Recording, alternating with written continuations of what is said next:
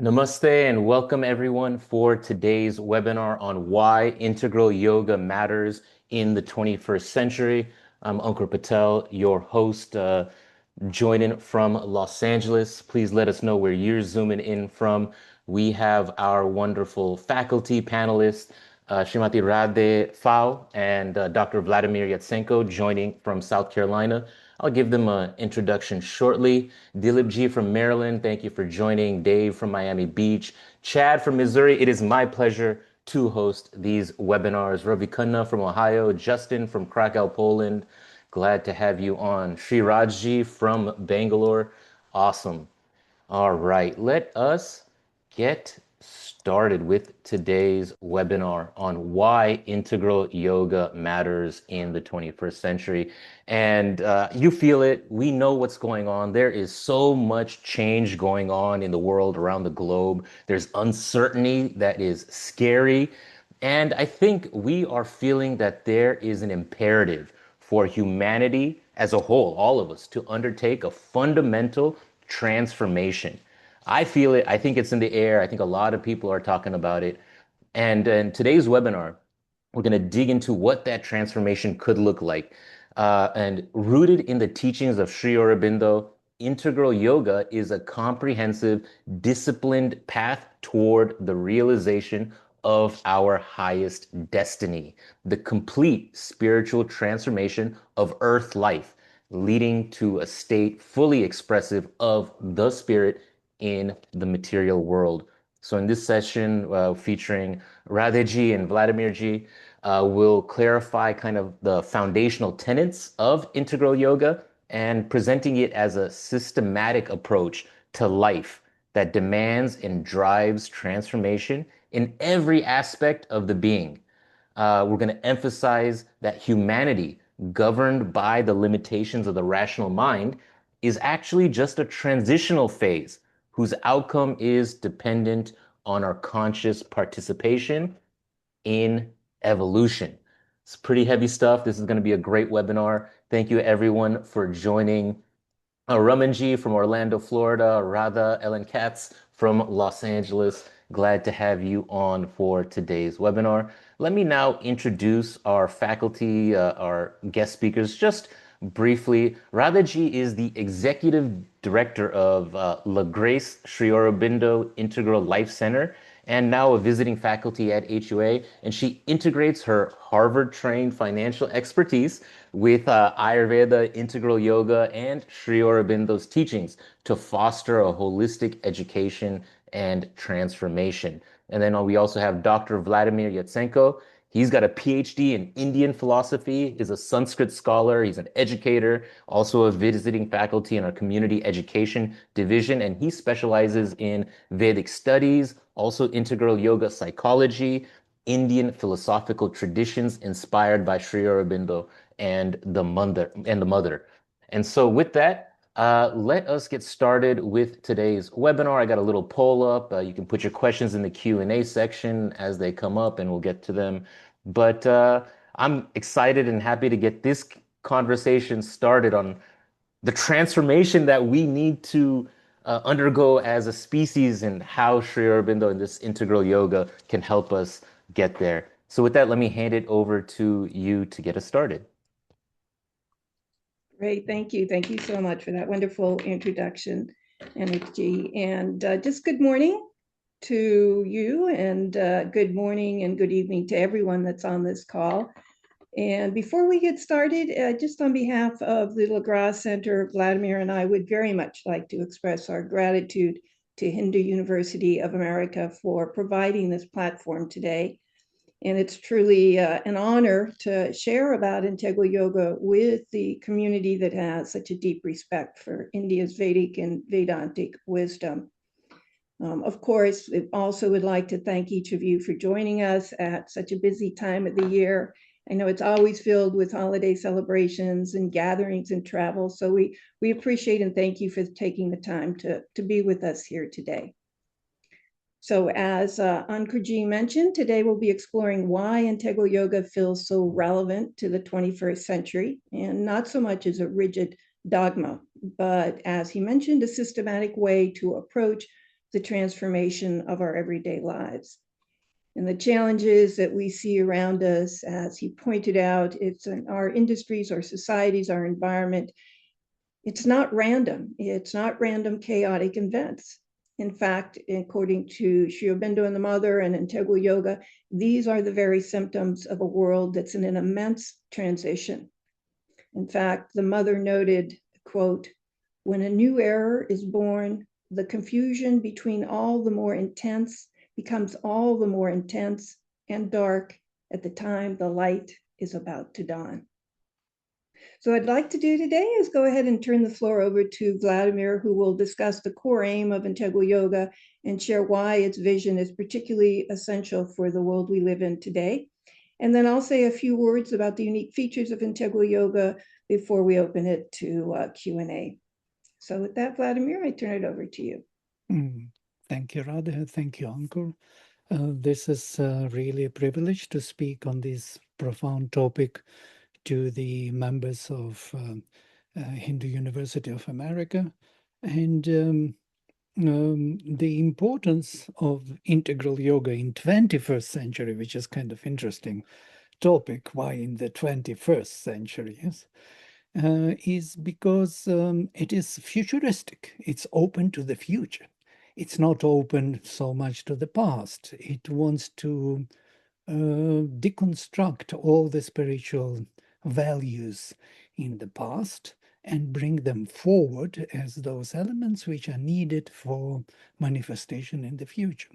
So what is this integral yoga about, this word? What does it really integrate, after all? Yeah. So if we think of it deeper, we can see also that Sri Aurobindo starts his Life Divine with these two fundamental chapters on materialist denial and the denial of the ascetics. And so these two denials, one is denial of the physical nature and asserting the spirit as the major and the only reality, what we have in the India as Advaita, resulting in the Advaita, yes, Brahman, Satyam Jagat Mithya. So, and another side, Western side, when they started to assert power over nature, they slowly deviated from the spirit and became materialistic, so to say. So there's two different poles: Western paradigm of knowledge, which asserts matter, nature, everything in nature, life in nature, and the other paradigm asserting spirit over nature, looking at nature as some kind of an illusion. And the integral paradigm, the integral yoga, combines these two, brings them back to one paradigm. And the mother spoke about this, that there was an ancient pre-Vedic, pre-Chaldean integral vision tradition where these two were together. Spirit was manifesting in nature. Nature was the enterprise of the spirit. These two forces were going together. And it was known in the Vedic times as the concept of the sacrifice. Sacrifice is a constant, ongoing transformation of our nature by the presence of the spiritual powers. But it was too difficult to maintain because humanity was not ready. So what happened? The split took place. Part of this tradition stayed in India, asserting spirit over nature, and the other part, Chaldean part, Semitic part, went astray, asserting more the power over nature, resulting in alchemy, science, scientific approach, and materialism in the West. Now the time has come to bring these two back together, because only these two together can actually resolve all our problems. So this is the integral yoga, what it integrates. It integrates the East and West, brings back to this pre-Vedic, pre-Chaldean integral vision of reality, and the separation of the unified vision which happened in the post-Vedic period has to end. So to speak on Sri Aurobindo and the mother is very difficult, because both of them represent actually this fundamental approach of unity of Eastern and Western paradigm. Sri Aurobindo, being born in Bengal, in Calcutta, was sent to London to study from the age of 7. And he went to St. Paul's School, the most prestigious school in London. Then he joined Cambridge University. So he's totally educated in the Western paradigm. And with that knowledge, he comes to India and he discovers the richness of Indian spirituality. So you can see immediately this, presupposition which determines what Sri Aurobindo is to become. And when several biographers of Sri Aurobindo tried to write his biography, he told them, what can you write about me? My life was never on the surface. You can write only surface events which are not really reflecting what is happening in my life. So I will give you a kind of brief outline of his life, because it's not the purpose of today. We cannot really go deeper into this profound life of Sri Aurobindo. So he was born, as you know, in Calcutta in 1872. At the age of 7, he was sent to London. He studied there till 1893. And 1893, he came back. Actually, interestingly, first time he came to India. And what happened in 1893, as you know, Vivekananda was speaking in Chicago in this forum. The same year, Vivekananda speaks there, and Sri Aurobindo arrives at India.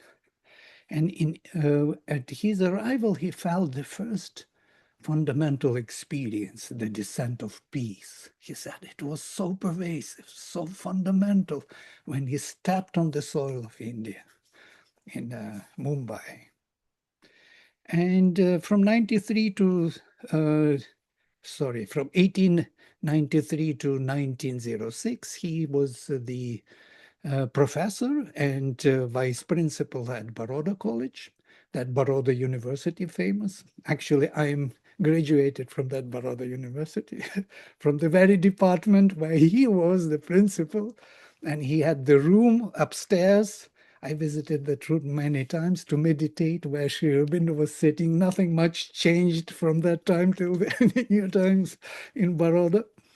And then he was taken by this, movement for independence of India. And he came to yoga in a very interesting way.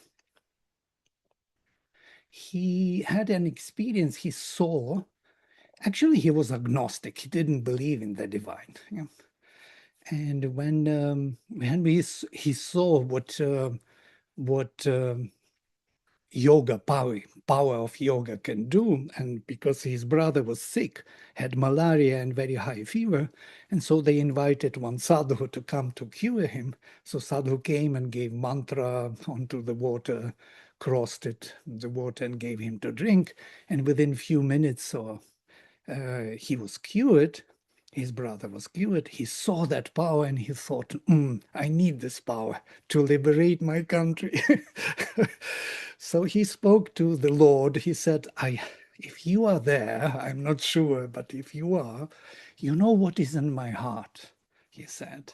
You know that I'm not asking for mukti or anything for myself. I ask only for power to liberate my country. So the power was given to liberate not only India.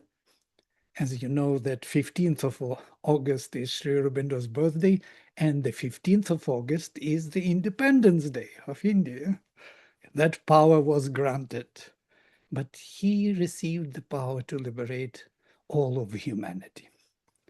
And from that point, we can view India as the central part of this liberation of humanity, the central role of India to bring this knowledge back. These two paradigms have to come back. into one grand vision of Sri Aurobindo, integral yoga.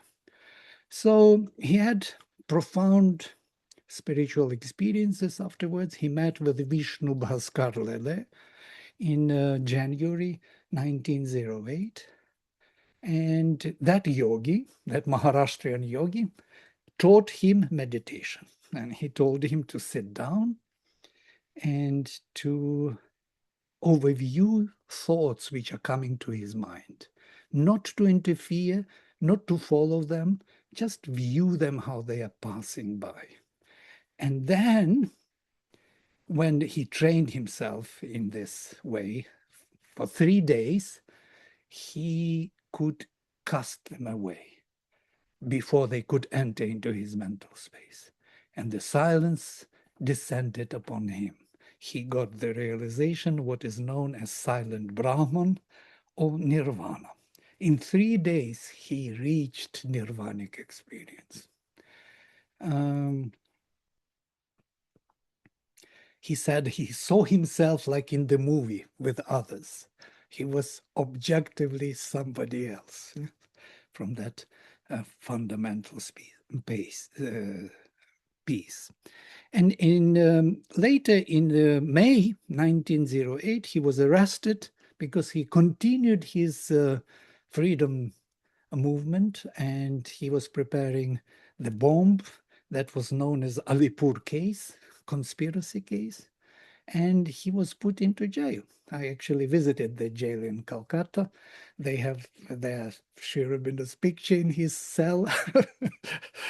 And thieves and robbers come there and put their incense sticks, you know. They are also praying to Sri Aurobindo as their own, one of them. And in 1 year, in jail, he received the initiation by Sri Krishna. Krishna himself came to him. And as Sri Aurobindo says, he put into my hands the Gita and showed him around. And he had this realization of spiritual consciousness. He saw Narayana in everybody and everything. It's a profound experience. So after that, in Uttarpara speech, he spoke about it, and he told everybody what Krishna told him or taught him, that everybody does his work, Krishna's work, and he has plans for Sri Aurobindo for this yoga. So from that time on, in 1910, he moved to Pondicherry. He received a dash, go to Pondicherry. And from 1910 till 1950, 40 years, he stayed there without moving out. In 1926, when already mother was there with him, mother arrived in 1914 first time, and finally in 1920, he established Sri Aurobindo Ashram. And himself, from November 24th, 1926, he went into seclusion. He was in his room for 24 years without leaving the room. It was his absolute yogic sadhana. And he says that he did this for the sake of hastening the evolution of humanity, to bring down the supramental consciousness. In 1950, he left his body, and the whole force which he accumulated in his body, he transmitted to the mother. And the mother continued this work, and on February 29th, 1956, she finally broke through the lid and brought down the supramental consciousness to earthly atmosphere. For the first time, supramental consciousness came down and touched the atmosphere of Earth. And she says that the effect was immense, that everybody's soul, which she saw as shining 5-volt bulb, was shining like 100-volt bulbs immediately. But people even didn't notice any change because they live on the surface. Yeah. This is in brief about the life of Sri Aurobindo. Of course, we cannot cover everything. Supramental consciousness, what is this? It is known, some of you may know Panchakoshas, some of you may know Taittiriya. Sri Aurobindo says that philosophically he didn't bring anything new. It is Vijnanamaya Purusha, or Vijnanamaya Atma. This is supramental consciousness. It's a higher level beyond the mind, above the mind. So first Manomaya Purusha, our mental being, and higher levels of mind is Vijnanamaya Purusha, beyond which we have Anandamaya Purusha. Now I want to dive a little bit into show you the symbolism of Sri Aurobindo and the Mother, and it will explain their yoga also. Could I share the PowerPoint? Yes, please do. Please do. Thank you. So this is what I wanted to show you, the symbol of Sri Aurobindo, what it really represents. It's amazing. And you can see immediately here two symbols of the Chaldean tradition or Semitic tradition, six-cornered star of Solomon, and this lotus within the Vedic tradition, the avatar within, with 9 streams of waters, and the square within. The square is the supermind or Vijnanamaya Purusha, yes, which connects the triple transcendental world of Satchitananda with Manas, Prana, and Annam. These 3 worlds above, transcendental, 3 below, and the connecting world of Vijnana, of supermind, where the worlds of the manifestation in time and space are forged by the forces of Vijnana. And within we see this lotus of the avatar. So here is the description. The descending triangle represents Satchitananda, being consciousness bliss, be translated. Some of you, many of you know what it is, studying the philosophy of Hinduism. The ascending triangle represents the aspiring answer from matter under the form of life, light, and love. The junction of both, the central square, is the perfect manifestation having at its center the avatar of the Supreme, the lotus. The water inside the square represents the multiplicity of creation, where this Satchitananda is forged in time and space. So it's interesting from the one point of view to look at this in this way. You see Satpurusha, Chaitanya Purusha, Anandamaya Purusha is the higher triangle, intersects with the lower triangle, Manomaya Purusha, Pranamaya Purusha, and Annamaya Purusha, or mental being, vital being, and physical being, through this level where these two come together, the spirit and matter come together in Vijnana. And this is integral yoga. Integral yoga is focused on bringing the higher level of consciousness into manifestation. And by that, opening up to the transcendental spirit. This is the sign of Sri Aurobindo, which actually tells us what integral yoga is about. And there is a sign by the mother, or the symbol of the mother. Here it is. It's also a very ancient symbol, which has 12 petals, 12 stars. It is known in Semitic tradition also, and it is from Alma, when she was in Algeria, that mother, actually, Mira Alfasa, found out that she is the Divine Mother because the 12 pearls or 12 stars were above her head. So these are the 12, and there are 4 powers of Mahashakti: Maheshwari, Mahakali, Mahalakshmi, Mahasaraswati, and there are 12 qualities of the soul. So the central circle, this very central circle, represents the divine consciousness, the 4 petals. Maheshwari, Mahakali, Mahalakshmi, Mahasaraswati represent the 4 powers of the mother. The 12 petals represent the 12 powers of the mother manifested for her work. And look at these petals: sincerity, humility, gratitude, perseverance, aspiration, receptivity, progress, courage, goodness, generosity, equality, and peace. And notice how they are located. Maheshwari is located with mainly directly with sincerity, humility. The Mahalakshmi with perseverance, aspiration, gratitude, receptivity, connecting. Mahakali, progress and courage. Maheshwari with generosity and equality. Amazing. And now things become much more psychological to us. It's no more the philosophy of some metaphysics only. It's a very psychological symbol.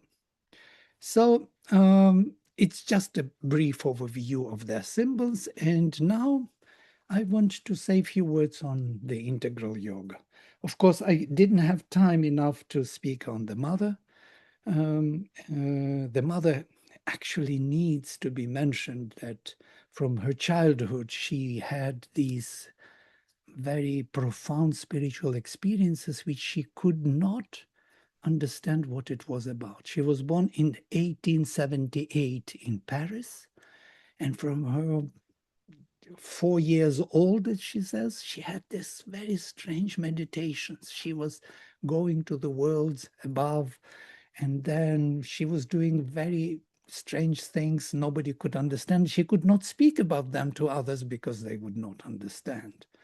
As Sri Aurobindo says, from her childhood, she was already totally conscious of the divine. And through these experiences, some beings started to come to her, and she called one of them Krishna. And when she arrived in the ashram for the first time in 1914, she saw Sri Aurobindo and she recognized in Sri Aurobindo Sri Krishna. She thought this was the Krishna who was coming to me. So there was kind of ongoing saga before they met. And when they met and finally she arrived in 1920, she started an intense yoga with Sri Aurobindo. And in 1926, before going into seclusion, he announced the mother as the mother. From that time on, she was known as the mother of four aspects of Maheshwari, Mahakali, Mahalakshmi, and Mahasaraswati. And all the ashram work was on her. He was in seclusion and she was doing everything else. And in 1968, she founded Auroville. Auroville is the international city. I was part of Auroville for 27 years. I lived there. And it's an amazing enterprise. And in the middle of the city, we have Matri Mandir, the Mandir of the Mother. So, few words about the yoga. There are four major movements of consciousness which we have to master in this yoga. And that is heightening, ascending consciousness, rising above the head and above to the higher consciousness, widening, expanding consciousness, going down deep into the depths of one being, to the bottom of things, as it were, and going within the heart. Notice we are covering all the deepening, heightening, diving deep, widening movements of consciousness. All of them are described in details, what to do, how to be, and how to proceed. And I want to mention for our kind of understanding these two systems. There is, in fact, two systems simultaneously active, says Sri Aurobindo. One is concentric, a series of rings or sheaths with psychic at the center. Another is the vertical, heightening, or the ascending scales of consciousness, like the steps or series superimposed planes. So if we look at the concentric, we will see that this is the surface. Here you see Prakriti and this Purusha. So these are the terms Sri Aurobindo is using. So we have the outer mind, the outer vital. Vital is this level of our emotions, feelings, and sensations, our torso, 3 chakras on the torso, and our physical consciousness, outer physical being. They are all driven by ego. Ego sense is built and managing these outer beings. And there is behind them, there is a subliminal or universal level of inner mind from which all the elements come into the outer mind. Inner vital, all the feelings, desires, sensations, everything comes from there, flows like the waters into our outer mind if we are focused on them or we are expecting them, anticipating those feelings. And there is even inner physical and even subconscious, subliminal, vaster, what we refer to in Indian philosophy as chitta level, where all the subconscious storage of our past experiences is located, from which all these experiences are rising to the surface.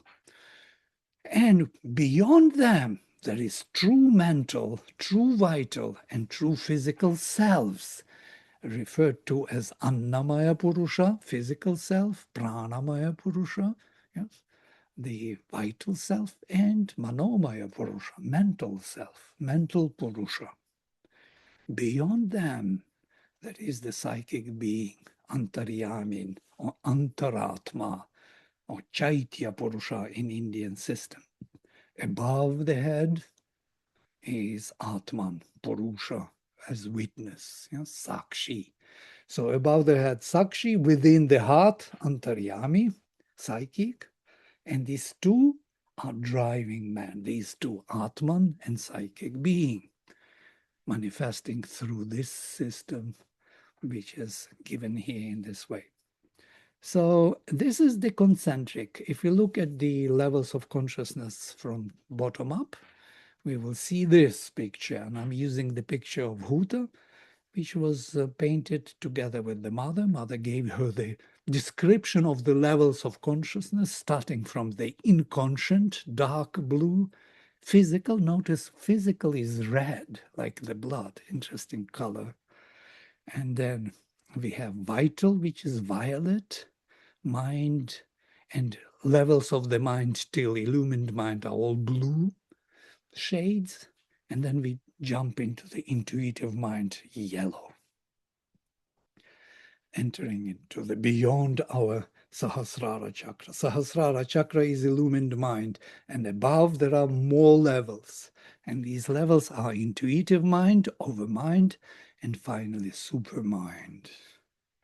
And supermind is this golden, liquid golden color, as Mother describes.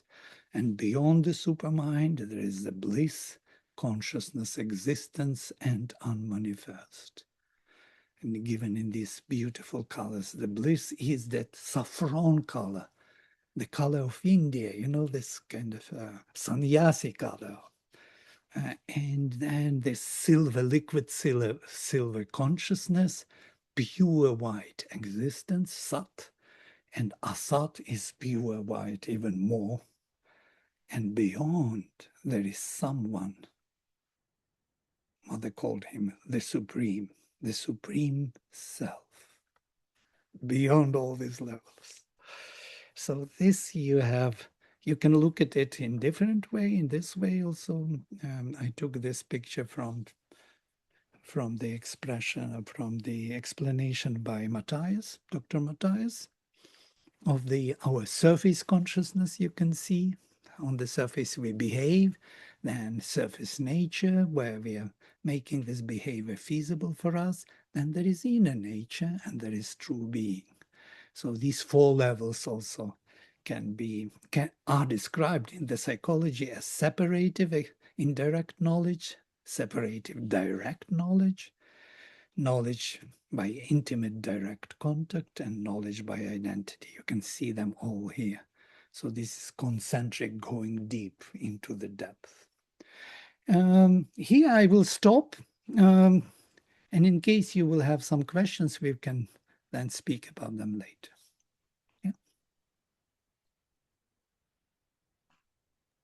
Wow, that Thank was you. so nice. Love the overview, the symbolism, and even the story. You know, you studying at Baroda University and in the same space, describing the mother and her contribution of a wonderful, wonderful overview. Appreciate that. That was beautiful.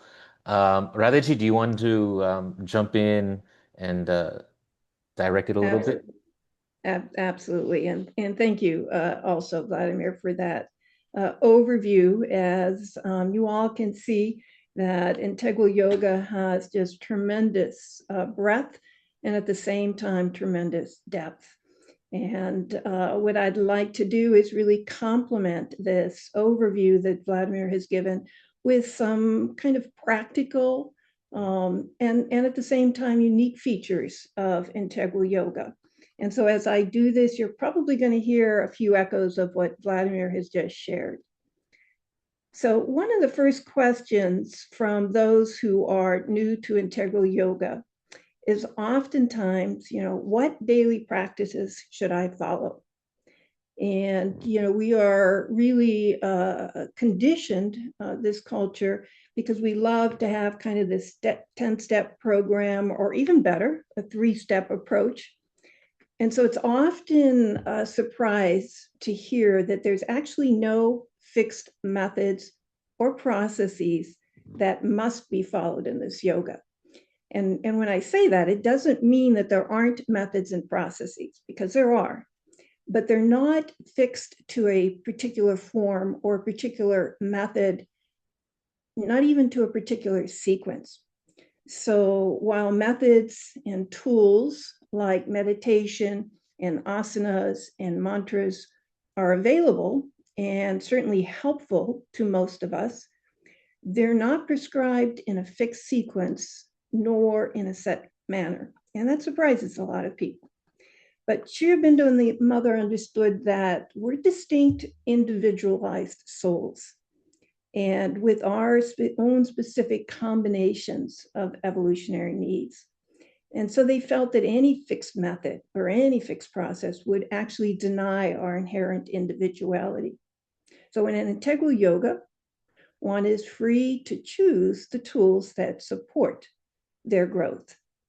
And really the main requirement is to have a sincere aspiration for spiritual growth and progress, and a self-opening to the Divine Mother and her grace. And so this is one of the unique and practical aspects of integral yoga, this freedom of method.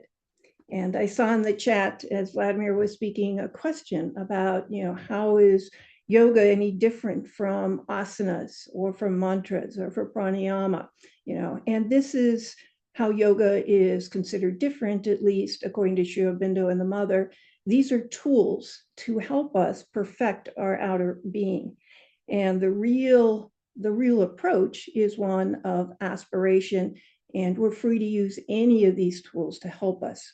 So yoga has a much broader philosophical and spiritual connotation than simply a set of tools, if you will. So there's another unique feature that I wanted to mention, which is that we begin on this path exactly where we are. There's no predetermined requirements or outer prerequisites to begin. And it's not a matter of kind of cleaning up our life first. We really start with where we are, with our struggles, with our environment, with even all of our shortcomings. So nothing in life, work, family, daily activities, social engagements, nothing is considered actually a hindrance.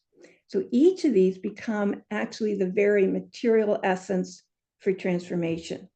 They become the field of our spiritual practice. So there's nothing that needs to be abandoned or thrown out or avoided. It's not essential that we become a vegetarian, which you all may laugh, but we actually get these questions. And it's not essential that we have to give up financial prosperity or engage only in certain activities. Nothing needs to be removed from our life in order to start on this path of integral yoga. And that's because integral yoga is an inner yoga. It's about an inner attitude. You know, our outer activities are really simply an expression of a particular inner attitude or poise that we hold. So at the end of the day, what's to be rejected is not the activity itself, but the attitude behind that activity. The desires, the preferences, the fears, the attachments that we all have. These are the things to be rejected. And integral yoga is this inner yoga, and it embraces all life. It's a life-affirming yoga. It's a yoga that it occurs in life itself. It requires us to have issues, confrontations, obstacles, challenges that need to be transformed, because the whole purpose of integral yoga is transformation of our outer being, of this outer mind, vital, and physical. So the other very practical aspect of this yoga is that there's no prerequisites. One starts from where they're at. And the third unique feature, Sri Aurobindo points out that there is a yoga, and this is something that Vladimir referenced, that there's a yoga or yajna, a sacrifice that has been going on for millions of billions of years by nature. And the aim of nature's yajna is to manifest outwardly that which is already involved within, to reveal its inborn divinity, the divine within. Which means that the divine is everywhere, here and now, has always been in everything, right? Everything down to the smallest grain of sand or in every atom. But the yajna has been going on in nature without our conscious participation. And therefore, it's been going on slowly and tardily. But now Sri Aurobindo and the Mother says we have the choice. We have the freedom to consciously participate in nature's yajna, and thereby accelerating Earth's and humanity's evolutionary effort. Sri Aurobindo tells us that when yoga is done consciously, quote, all life becomes a gathering up and concentration of the scattered tendencies of the lower nature into a powerful, focused drive for complete divine realization. So these are just a couple of the outstanding and practical features of integral yoga, right? No fixed methods and processes. There are methods and processes available to us in this yoga, but none of them that are required in any fixed way or process. And two, that there's no prerequisites. We begin on this path wherever we are. We start from where we're at. And third, the all life becomes yoga when done consciously. Now, I have to mention here that all this may seem pretty easy and very doable, but that's not the point that I'm trying to make here. I'm trying to indicate that it is very practical approach, and it has some very unique features, but in reality, it is probably one of the most difficult yogas to engage in. And that's because of what Vladimir mentioned. It really requires full transformation of our outer nature, and not just individually. This is a yoga for humanity. This is a yoga for the earth. So it's full transformation of not only our outer nature individually, but for humanity as a whole, and the transformation of the earth consciousness. And so there's a lot more to it than sometimes meets the eye.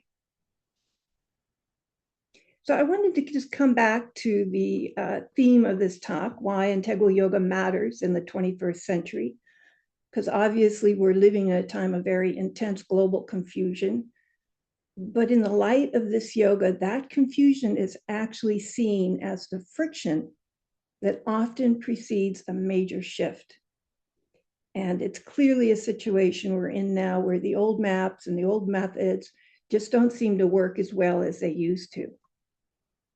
And this is why Sri Aurobindo and the mother stress the importance of integral yoga. Not because it's the only way, but because it was specifically designed as a sadhana for this kind of a transition. It offers us this compass for navigating a new future that is still being born. And what we'll do in the first quarter of our upcoming course, we're going to explore in much more depth this roadmap offered by Integral Yoga through examining a little closer Sri Aurobindo's and the mother's personal sadhana. And we'll look at the metaphysical structure of the creation that Vladimir gave an overview, and then really zero in on the role of the soul in this evolution of humanity. And so we're looking forward to offering this course. And again, we really appreciate the opportunity by Hindu University of America. And now I think I'll turn it back, Anukad, to you, and perhaps any questions or comments that folks have. Wonderful. Great overview. And again, getting to the practical nature of how do we actually do it and where do we start? Well, you can start by taking this course, right? So I put the details in the chat. The path to conscious evolution. We can, again, consciously evolve, right? So it's going to be on Saturdays at 11 a.m. Eastern. It's going to start January 10th. And it's probably going to be part of our certificate program in Hindu studies. I don't know if it's been allocated as an elective or a core requirement, but this is an amazing opportunity. I'm so glad that we were able to, partner and find you all and offer this course. We're, again, at Hindu University of America. We are a platform for folks like yourselves who have been doing this good work and can share this knowledge to a broader audience, including, of course, our Hindu University of America students. I've got a poll up. Let us know if you're interested in taking the course, if you've taken a course before, maybe a retreat. Yeah, so amazing conversation. We've got enough time for a few questions. Some typical stuff that you started to get into, but people often ask. Dave, oh, Mr. John Jones, thank you for joining from New Mexico, Albuquerque. Thank you for being here. Dave is asking, and this comes up all the time, and you've heard it, and I just want to hear your take. All right, how do you explain that yoga is much more than just asanas and pranayama? Right, the Western practitioners and that integration aspect of it, and then also just define yoga. Sometimes we call it a union of the mind and body. Dave is saying he understands it as a path. How do we approach this at a more general level? Radha, you want to speak, or shall I? Sure, I can take a stab at that question, and you can elaborate upon it. But so again, what we see for asanas and pranayamas and meditation, the West often classifies this as yoga, but they're actually, as most of you know, they're tools, they're methods, they're processes that can be used for any spiritual path. And I think it's answering perhaps part of another question there, although integral yoga doesn't say that, here's the process, here's the mantra, here's the meditation, and do it in this sequence. And then you get initiated to the next level and then the next. Not at all. What it does is understand that we're unique, and it takes us from where we are spiritually and where we are personally in the world. So a lot of people will come in through perhaps the Bhakti Yoga door, or perhaps the Karma Yoga door, Jnana Yoga, Tantra, etc. And so these are ways that have resonated with you, and you start from there. And in terms of actual, and the idea is, as mentioned in the Gita, is that this triple path of bhakti and jnana and karma yoga are all to be experienced, are all to be integrated, right? So the longer term is to really not zero in on any one specific path and experience, but to experience each of them in terms of the experience of the divine that they offer, and to integrate them. And then lastly, as Vladimir mentioned, to really bring down the supermental consciousness to divinize all of Earth. I don't know if that answered the question, but there are certain methods that I will say are highly recommended that we suggest for people that are looking for some guidance. And these are methods such as silencing the mind, such as stepping back and observing. And so some ones that you're probably very familiar with can certainly be integrated and is very effective in integral yoga. So Vladimir, I'll let you add anything that you'd like. Oh, that was wonderful. Just yoga is from root huge. Yeah, actually, Ankur wanted to answer this. I saw it in passing. Would you like to add to this? What is yoga in No, I took definition? my stab at it. I want to hear from you. All right, I will do fast. So it's from root huge to yoke, to unite. What is to be united? Heaven and earth are to be united and be equal and one. The spirit and matter, this is yoga.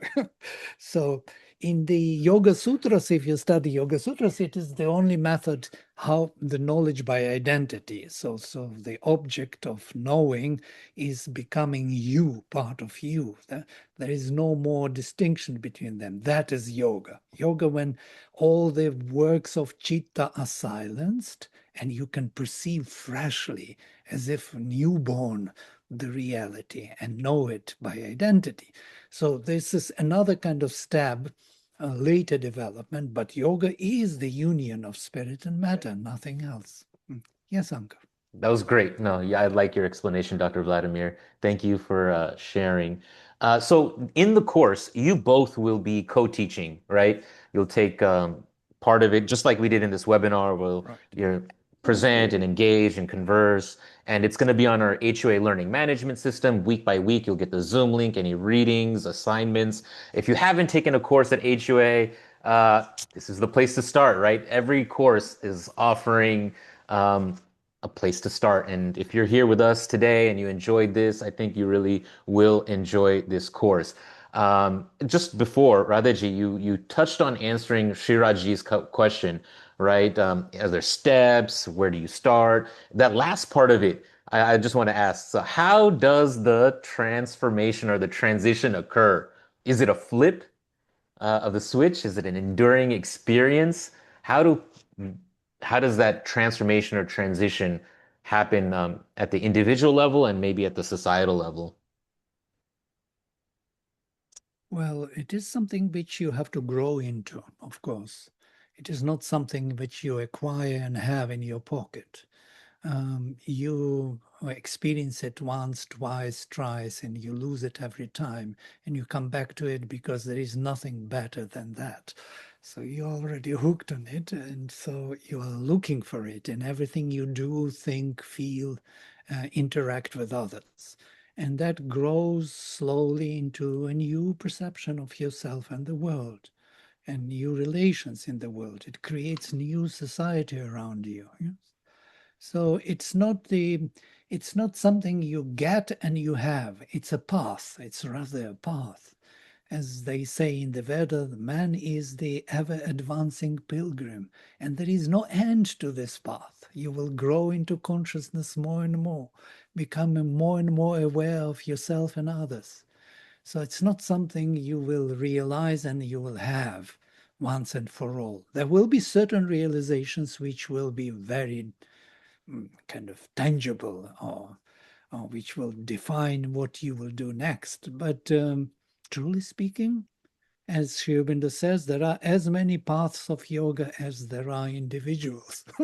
So everyone is kind of, trimming, preparing one's own path. My path is unique and I cannot propose it to you, but I can share with you my findings and what I discovered, my insights. And if it helps you, that's great. If not, you find your own.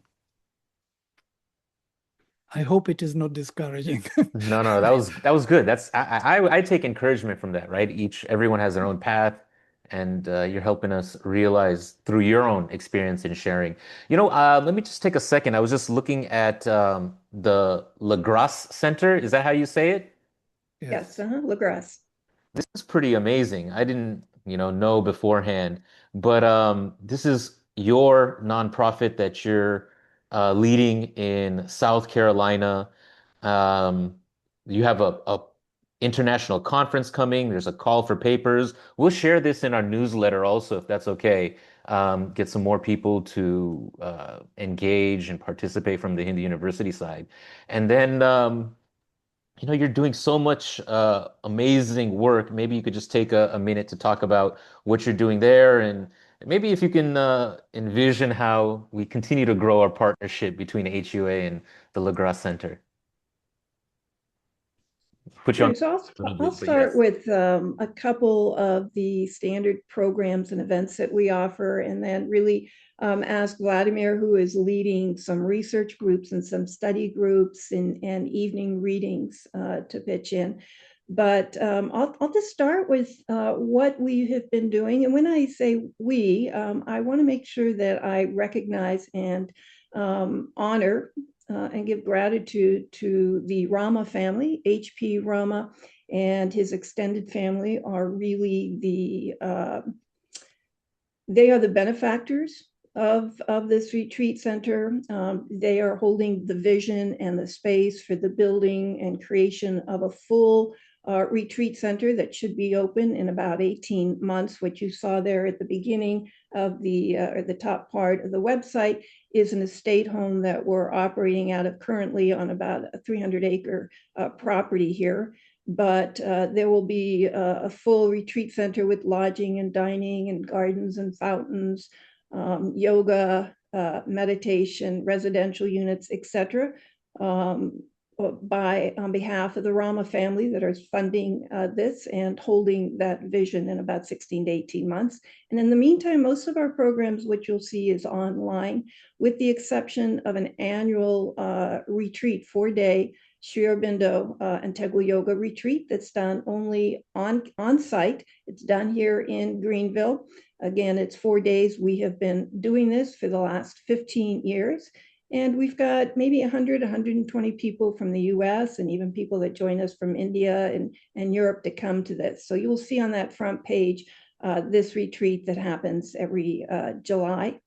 And on top of that, there's weekly free programs. We do something called New Perspectives, where we host integral yoga speakers from around the world for a 1-hour talk on a specific topic. And we're in the middle of kind of the holiday break, but starting in mid-January, we'll launch our next series, 5 or 6 month or 5 or 6 week series on Maheshwari, or knowledge. It was one of those 4 Mahashakti powers that Vladimir spoke about. And then we also do 2 or 3 times a year an Ayurvedic intensive, where for 4 to 5 days in a row, we'll again host Ayurvedic physicians, Ayurvedic founders of schools, practitioners, authors, and share that typically free again for our community. Those are just a couple, and I don't know, Vladimir, I'll let you speak to your study groups and research, etc. Well, just to add a little bit that we have ongoing study groups of the Rigvedic texts. Now we are reading the hymns to Usha, to the divine dawn, 21 hymns of the Rigveda one by one with Sri Aurobindo's insights. Before we read the hymns to the mystic fire, we looked through the hymns of Agni, and we studied also Aditya's Mitra and Varuna and Ashwin's, and so it is ongoing program for many years. I do not know how many, already 8 years or so, every week. We also have other groups studying Sri Aurobindo Savitri in the evenings on Mondays. Also, the conference is important, which will be in February, and we are inviting everyone who is interested to contribute to you still can contribute your abstract and your article to this. You just look through the teams. The teams are very engaging, very important on the Vedic knowledge. Yeah? And Vedic knowledge is important for the future. Veda is the was the beginning of our spiritual knowledge. As Sri Aurobindo says, Veda will remain its end. So what does it really mean? We want to look into that. What the Veda proposes, this union of spirit and matter. This is the proposal, the sacrifice, yeah, the engagement of the spirit in material life, which was not possible to follow for some reason. So these are the groups, and there are many more groups, Sanskrit groups, Sanskrit study groups. We're also teaching Sanskrit in Ayurvedic Institute, and there are other engagements and institutions we are engaged with. But please look into this upcoming conference in February 12th, 15th. By the way, February 12th is the Dayananda Saraswati's birthday. Interesting, it's one of those great scholars of the Rig Veda, whom Sri Aurobindo acknowledges as the only psychological interpretation available. Sri Aurobindo continued after him. And the 15th is Mahashivaratri. So in between these 2 days, we have this conference in Surat, in our university. So please look into it and see what you can contribute. Thank you. Amazing. I love hosting these webinars because I learn so much, and we're just so glad that we can create this kind of platform where our folks can meet you. This conference, you can click through that legrascenter.com, and down in the middle is details on the conference. I hope we'll be able to send some HUA students or participate and engage in that way. And I hope people attending today's webinar will enroll in your course. This seems like an amazing opportunity and a wonderful program that you've developed to integrate yoga and apply it. Actually, we just crossed the top of the hour. I don't see any other questions in the Q&A box. If you do have, this is your last chance to get a question in. I still have the poll. Maybe half of you have filled it out. If you can let us know if you're interested in the course. The details of the course are also in the chat. Just click through, and if you're really into it, register today. Now's the time to start, right? Yeah. And maybe I'll just step in here and mention really quickly, Ankur, that I don't know that Vladimir mentioned this Rig Vedic conference is actually being held in Surat, India, but it will be a hybrid conference. It's being held on the campus of Aro University, which is part of a sister organization with this center. And on that campus is also another Sri Aurobindo center very similar to ours. So those that are here that can't travel, hybrid, and if you can travel, or if you're in India and can visit Surat, it would be wonderful for you to join that conference live. Very nice. All right. Thank you, everyone, for joining. As always, my pleasure to host. Thank you so much, Radhiji and Vladimirji, for your insights and sharing. Amazing. I can hand it to you for any closing thoughts that you have. It's, again, my pleasure. Please do enroll in the course, join HUA, take a course, donate and contribute, show up to one of our events, subscribe to the emails, participate with our partners like Radhiji and Vladimirji. However it is, we love your engagement and participation. So with that, that's it from me. Let me hand it to Radhiji and Vladimirji to end our webinar today. Yeah, no, I just again want to thank you, Ankur, and Hindu University of America, and for those that are joining us, we thank you for staying engaged and for asking such wonderful questions and giving us a chance to share a little bit about our passion and love for integral yoga and devotion to Sri Aurobindo and the Mother. Yes, absolutely. I'm joining with the same idea. And, Mother says that I'm welcoming all those who are ready for this adventure. So please join us for this adventure, because this is something about us and our life in the future.